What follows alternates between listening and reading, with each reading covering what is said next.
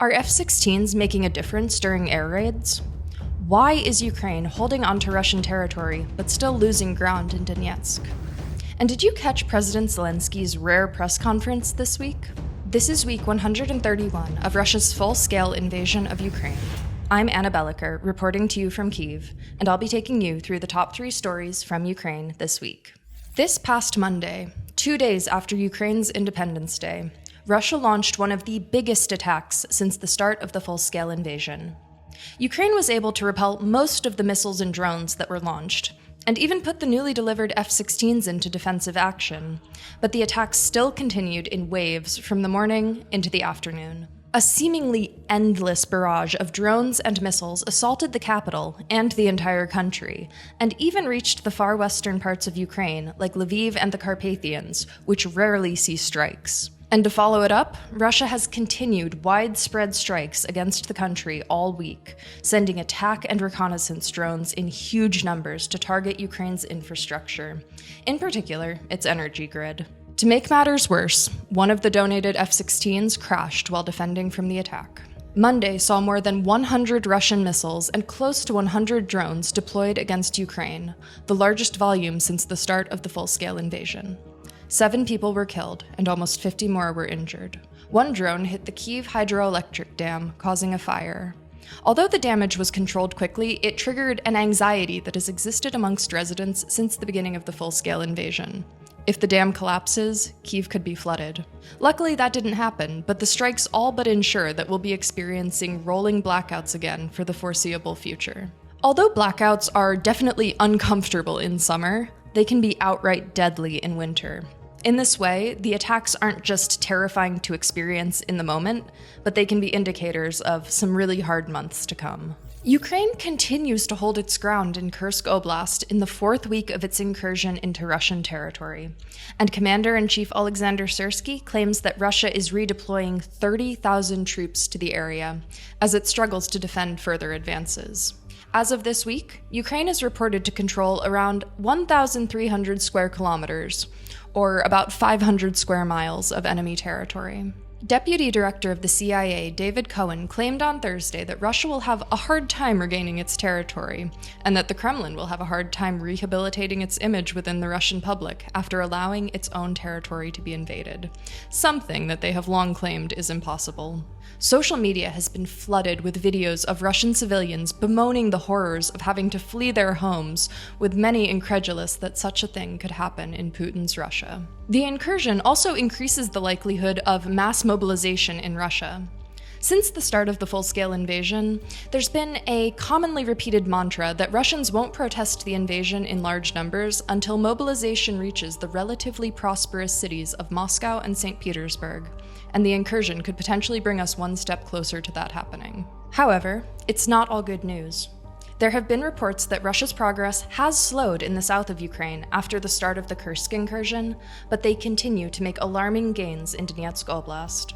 Residents continue to be evacuated from Pokrovsk as Russian troops draw closer and closer. If strategically important cities like Pokrovsk and Chasiv Yar fall, a risk that increases every day, it will open the door for Russia to advance way further westward into Donetsk Oblast, with devastating effects for all of Ukraine. President Zelensky, along with other top officials, held a rare press conference this week to field questions about the war, the economy, and future diplomatic strategy. There were some notable highlights, including the announcement that Ukraine has tested its first domestically produced ballistic missile. This is a big step for Ukraine, which has not yet been allowed to use the long-distance missiles supplied by Western allies. Russia, on the other hand, has been using ballistics against Ukraine since the start of the full-scale invasion, bringing devastation to cities and villages and killing civilians in attacks that are notoriously difficult to intercept. Zelensky also referred to the Kursk incursion as a defensive maneuver that is part of a victory plan, which Zelensky himself will present to the United States in September. The proposal for victory, whose other contents remain unknown, will be presented not only to current President Joe Biden, but also passed to Democratic nominee Kamala Harris and Republican nominee Donald Trump, signaling Kyiv's willingness to cooperate with either candidate should they be elected in November. This victory plan comes as mention of peace talks between Ukraine and Russia are steadily dwindling. The Kremlin says that it absolutely won't negotiate with Ukraine now that troops occupy Russian territory. There's a question of whether peace talks were ever really on the table, but the press conference hammered home that the diplomatic situation has shifted drastically in the last month. Also at the press conference, Zelensky fielded a question from my colleague Francis Farrell. Але паралельно операція триває 3 тижні, і просування в сторону Покровську не сповільняються. І хотілося б знати, про які вигідні умови може йти мова, поки оборона такого ключового вузла, наприклад, Донеччини, не стабілізується. Дякую. А до Курської операції було просування на Покровську? Були, так. Швидше чи повільніше?